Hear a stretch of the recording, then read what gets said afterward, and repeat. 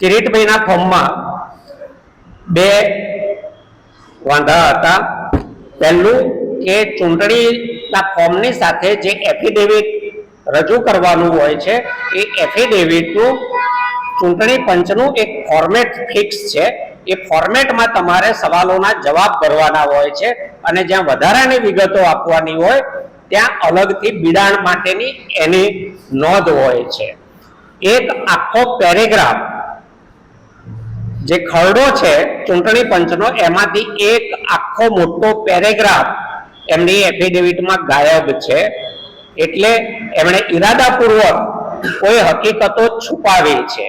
બીજું એક કોલમ છે કે જેમાં એમણે હા અથવા નામાં જવાબ આપવાનો હોય છે, ત્યાં એમણે લાગુ પડતું નથી એવું લખ્યું છે। જો હા હોય તો એની વિગતો આપવાની હોય છે અને ના હોય તો માત્ર ના લખવાનું હોય છે। એને બદલે લાગુ પડતું નથી એવું લખવાનો અર્થ એ છે કે ઈરાદાપૂર્વક એમણે કોઈક વિગતો છુપાવવી છે જેની વિગતો નહોતી આપવી, માટે એક વચ્ચેનો જવાબ લખ્યો લાગુ પડતું નથી।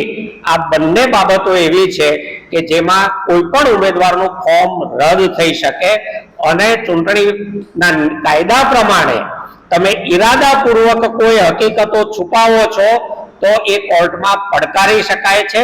આરઓએ ફોર્મ મંજૂર કર્યું હોય, ચૂંટણી જીતાઈ પણ ગઈ હોય તો પણ પાછળથી કોર્ટ એને રદબાતલ કરી શકે છે। આ ગંભીર પ્રકારની બે ક્ષતિઓના જે વાંધા લેવાયા એને આરઓએ ઓવરરૂલ કર્યા છે, એમનું ફોર્મ મંજૂર કર્યું છે અને અમે અમારા લીગલ એક્સપર્ટ સાથે કાનૂની ટીમ સાથે બેસીને આગળ શું કાનૂની પગલાં ભરવા એનો બહુ જ જલ્દીથી નિર્ણય કરવાના છીએ।